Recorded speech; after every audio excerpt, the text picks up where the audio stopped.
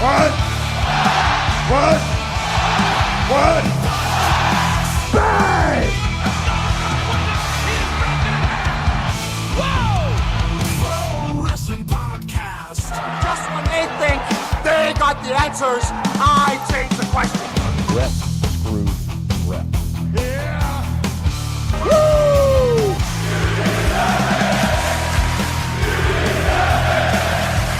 Who are you to doubt El Dandy? Because this guy's a serious professional.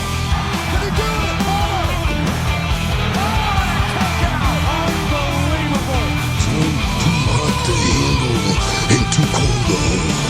And I am Macho King Savage.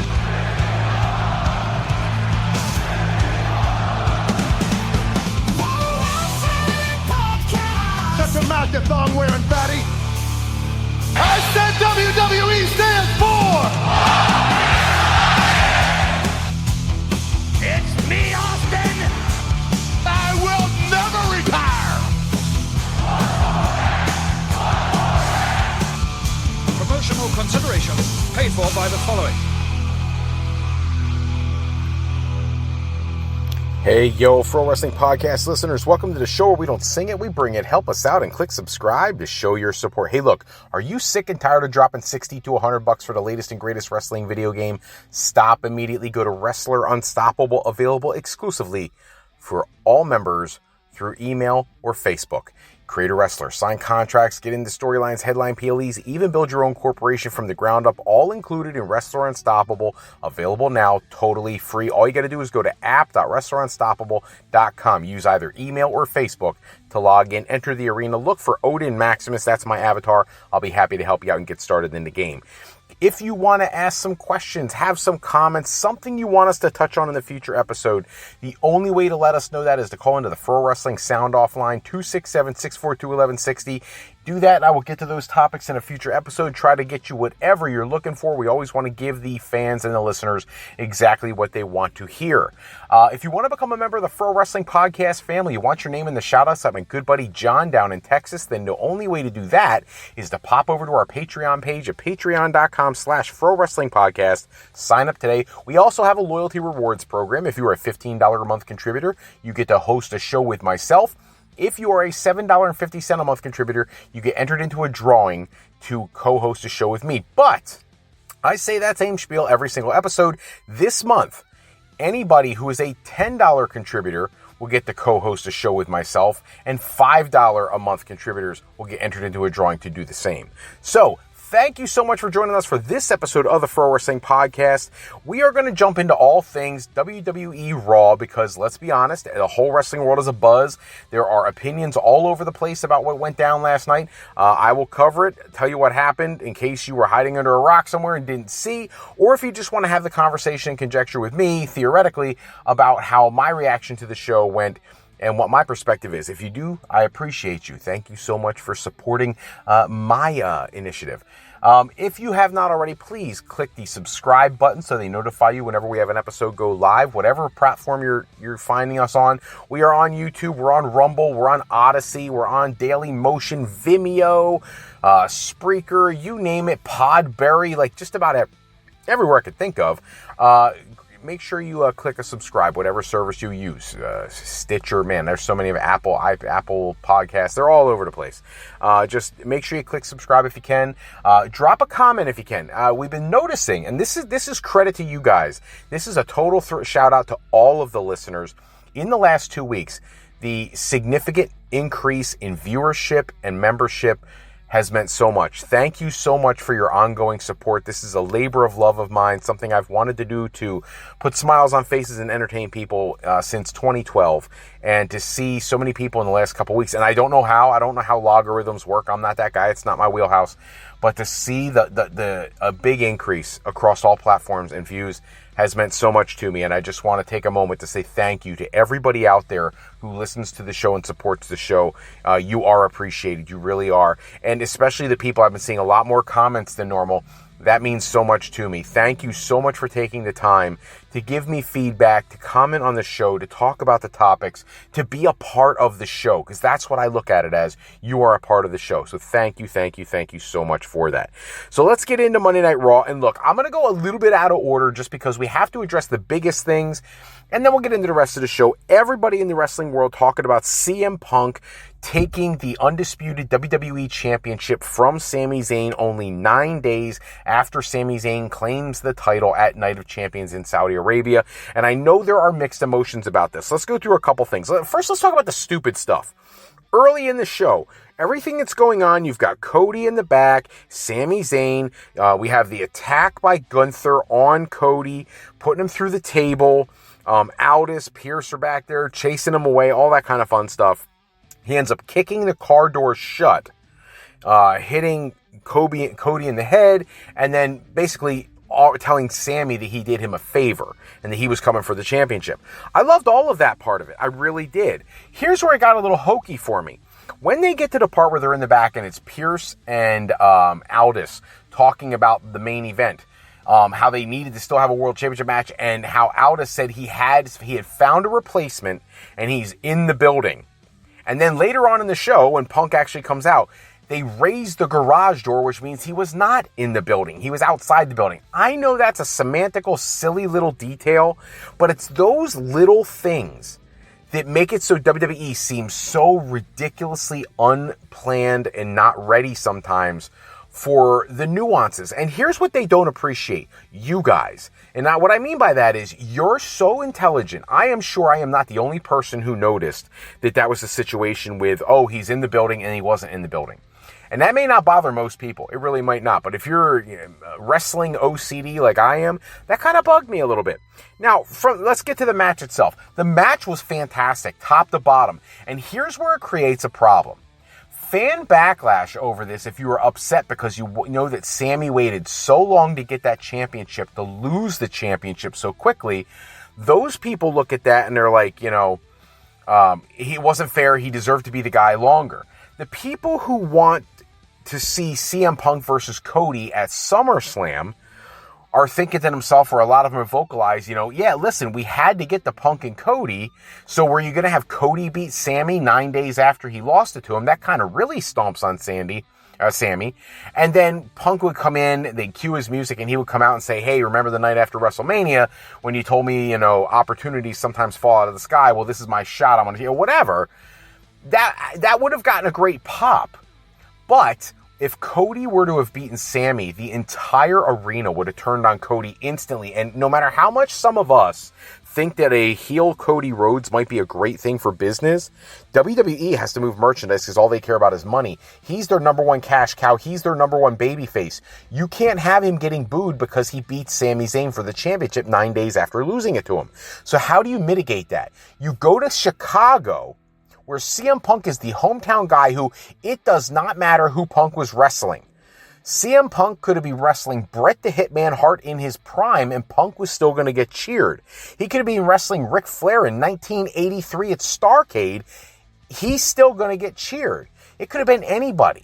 Punk was going to get cheered because they were in Chicago. So if you have Punk beat Sami Zayn, you get that big pop, you get the moment, which we all suspect that that's what TKO and WWE are doing now, is going for big moments. You get the big moment, the match happens, Punk wins, rah, nobody had to boo Cody. Now, Cody can come to Punk and be like, listen, we talked about that opportunity thing. I want my shot. Now, I think some people are forgetting there's a show in between now and SummerSlam. And because of how they booked this, we don't need time to build it up. Saturday night's main event is on the horizon. Why wouldn't you do a rematch with Punk and Sammy at Saturday night's main event? If you didn't see after the show, Sami Zayn had a crying rant in the back and dropping some profanity about Punk and complaining about him coming back after months away and getting a title shot and all that kind of stuff. I loved it. I really do. And I think if I were WWE, I would book the rematch for Saturday night's main event. Of course, Punk will retain, or Cody gets involved somehow and it turns into a 3-way, or Cody and Gunther get involved. It becomes a fatal 4-way. Now, the problem I have with that is they've invested so much energy into Gunther and Aldis, Because throughout this show, you saw, again, another outburst between Gunther and Aldis where Gunther is saying, you were failed as a professional wrestler. You failed as a professional wrestler. It's obvious that that match needs to happen. And I really am concerned that this is going to be another one of those times where Triple H gives us all the information necessary to assume that this match is happening, and then for some reason drops the creative and goes another direction. And I really don't want to see that happen. First off, anybody who's been following my channel for an extended period of time knows that when Nick Aldis was the NWA World Heavyweight Champion, I had the honor and the privilege of interviewing him for my show. The interview is on YouTube right now in our interview series. Feel free to check it out. I believe it's a 2-part interview. And he's just a wonderful guy, and I'm a huge mark for Nick Aldis. But the guy can go, and it's not just because I'm a mark and a fan. When he was Magnus in TNA, he can go. He's got a great look. He's in phenomenal shape. You know, I would love to see him throw down with Gunther. Do I need him to beat Gunther? Not if this is a one-off. If he's coming back to compete, yeah, I actually want to see him beat Gunther. Because you can instantly make a megastar, and you can carry that out and have Gunther win almost like the Oba and Brock thing. You can have one win the other, have a blow-off match, but then you could have him in the fold as a legitimate contender. And he's young. Comparatively speaking, he's younger than Punk. I think he's younger than Cody. You know what I mean? Like, he's young. He's younger than Randy Orton. He's younger than, I think, the same age as Roman Reigns, right around that neighborhood. So, I don't know. I would love to see that. So, we had that going on. But let's get into the rest of the show, because there was some other stuff. I saw a lot of people saying that this was like a phone-it-in episode, except for the Punk stuff. I disagree vehemently. I think they layered the show very well. Even though even a blind man could see that it was going to be Punk, the way they told the story. And keeping in mind, they were going up against, like, FIFA World Cup Soccer United States game. As the U.S. continued to give up more goals throughout that game, I'm sure more people switched the channel back to Raw, going to Netflix to watch Raw.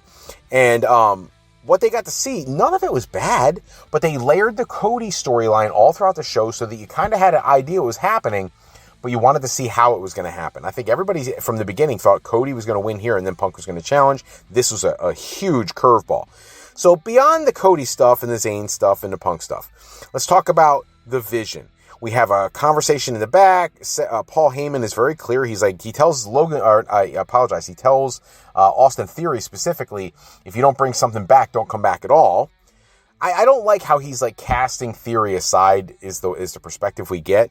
But Braun and Austin Theory getting a rematch with the Street Profits. Now, everybody who's up in arms over the Punk Sami Zayn situation, the Street Profits, 2 weeks as World Tag Team Champions, only to lose them back. Why? Because of a Maxine Dupree heel turn and aligning herself with the Vision.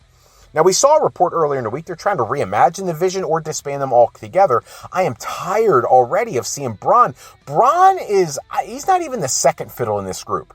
Let's think about this group right now. After what Maxine did last night, she's now at the top of the food chain. Paul Heyman is always at the top of the food chain. Because Maxine's at the top, it elevates Austin Theory. Logan Paul is Logan Paul. He's got a muscle tear, and he's in recovery and will be for like probably another 6 to 9 months. And he's doing as much trash talking as anybody. Braun has been very quiet, almost in the background. And now with he's one half of the World Tag Team Champions. He isn't even the guy who picked up the pin. I get it's a schmoz pin, but he still should have been the one to get it to keep him stronger.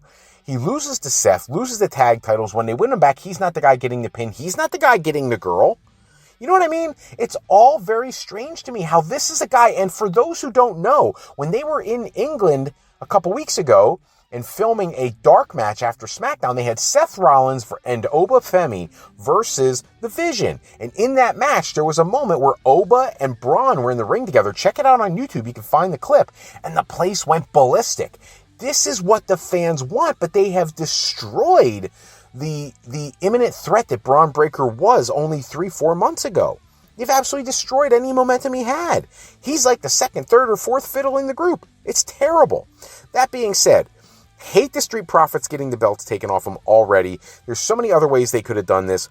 Whatever, it is what it is. I guess we're just going to have to deal with that. There was a Seth Rollins promo, and I have one word to describe Seth's promo. Long. That promo went on for so long. Again, if you've listened to my show for any length of time, you know I am a massive Seth Rollins fan. But I didn't even want to see any more of this. Like, there's nothing new. I don't want to hear about the Shield. I don't want to hear about you were the chosen one. I don't want to hear about your paychecks or your limited dates and appearances and things like that. I don't want to hear any of that. Make it fresh. Make it new. I'll never forget when they did a documentary, The Self-Destruction of the Ultimate Warrior, and they were talking about when he went to WCW, and he had that endless promo where he talked constantly about how he beat Hogan at WrestleMania. I was ultimate and all that stuff. And Hogan saying, why would people pay to watch this again if all you're going to tell them that all you've already done is already beat me? We all know that Roman and Seth have had their history, so don't talk about that history. Make new history. I loved what they were leaning into last week. We got all these young guys coming in, and this might be the last time we get a chance to dance. I'm okay with that. Stick with that and cultivate that more. I don't need to hear about the Shield anymore. Ambrose isn't there anymore. He's Moxley. You know what I mean? He's in another company and probably going to be a lifer there, if that's a such thing in professional wrestling anymore. So I don't need to hear Shield. I don't need to hear any of that old stuff. Just talk about now. Why are you, Seth Rollins, right now fixing to take on Roman Reigns potentially for the last time? Roman Reigns, why are you now finally deciding that this is the time to end this thing with Seth Rollins? That's what I want to hear. I don't want to hear about 10 years ago. Okay, so let's move on from there. He gets interrupted by LA Knight. I'm sorry, LA Knight, everything he said was true. Big, one of the biggest pops of the night. Everything about being held down, being outnumbered by the bloodline, outnumbered by the vision. I loved all of that. I must rise, so I will rise, or however he said that at the end. I thought that was kind of hokey and corny, but whatever, he needs something to say. But I just wish they give this guy something. I'd rather see him and Roman again, or him and Seth for the championship again, one or the other. I really don't need to see Seth and Roman if they're not going to build it better, and I feel like LA Knight is still being held off. You got to know that at some point that match is going to take place, Seth and Knight again, because if you remember, that's the match that happened when Seth put on the kayfabe injury to his knee, and I think we need to run that back and have a legit match, but we'll have to wait and see what happens after SummerSlam. After the promo, when Rollins is leaving, we see that Jimmy Uso is going to attack LA Knight. Later on in the night, when they tried to catch up with him out back, Jacob Fatu ends up intercepting LA Knight when he was coming to hit Jimmy Uso. I'm okay with some of that stuff. I understand Jay wasn't there. He's going through some very serious personal things. We'll cover that on another episode, but not sure where they're going. Are they going to lean? There was no Solo Sikoa this time. Are they going to do this LA Knight Solo Sikoa versus the Usos thing? If so, we better get on it. We only got so long to really build this program for SummerSlam, and you could really stack this card. And if you think about it, SummerSlam this year is like the last thing similar to WrestleMania we're going to get for like a year. Because we're not getting, a year and a half actually, we're not getting Mania in the U.S. next year. That's going to be overseas. So in the United States, this has got to be a big card. So I would have loved to have seen them really start leaning into that feud. Sol Ruca, Raquel Rodriguez, I don't need all the outside interference. I love that the fans lost their mind for Io. That's awesome. I'm a huge fan of Io and everything she does. I think Liv Morgan is phenomenal. I really love what Sol Ruca does, and I don't think Raquel Rodriguez gets anywhere near the credit she deserves. Heck, neither does Roxanne Perez. None of them do, but in this situation, I think it served the purpose better to make Raquel look stronger and not need the outside. Maybe have one last ditch thing at the end of the match where Io countered, but all the interference, it took away from what could have been very, very interesting. And Ruka could have won a different way. That would have been interesting too. We have the Heyman-Oba interaction. This one, wow, I've heard some people online, I'll shout out especially to Luke Owen of Wrestle Talk News, saying that this could have been an email. He's not wrong. I love Oba. I love Paul Heyman. I don't always need to hear them talk live on TV or just do like a pre-recorded vignette. That's what they did for Bayley. Bayley's vignette against Lyra Valkyria was solid, especially on the heels of all the news about her potentially going to AEW when her contract runs out, which I'm starting to think will happen, but I almost feel like I don't want it to happen, if that makes any sense. With all the things that have gone on with talent cuts and people you never thought you'd see leave, I kind of want Bayley to be a lifer, just to prove that you can be, but whatever, it is what it is. Her promo was solid. We also got the Rusev and Adam Page win over Dragon Lee and Chad Gable. The beatdown at the end, Joe Hendry coming out and getting beat down. I don't understand at all where we're going with this. I don't see any merit to doing it, why we're doing it, any value in it. It makes Chad Gable look weak coming out of such a highly regarded championship match in Mexico for AAA with El Grande Americano. You've done very, very little with him. He should have been in the middle of this Vision situation, and he and Braun could have really put something special together. And you could really be making the next Kurt Angle with this guy. And for whatever reason, they just don't seem to want to pull the trigger, and I don't get it. He was over like Rover, and there is nobody on the roster who was more over coming out of that match. I mean, if you think about it, the replay of his match was the main event of Raw. That's insane. Kudos to him for doing something so amazing that they felt it necessary to do that, but they've done nothing with him of value, and it's really disheartening. That's all the time we have for this episode. Make sure you check back with us next episode. We run down the latest wrestling news and rumors. Special thanks, as always, goes out to Suno for creating the music and sound effects we use in our show.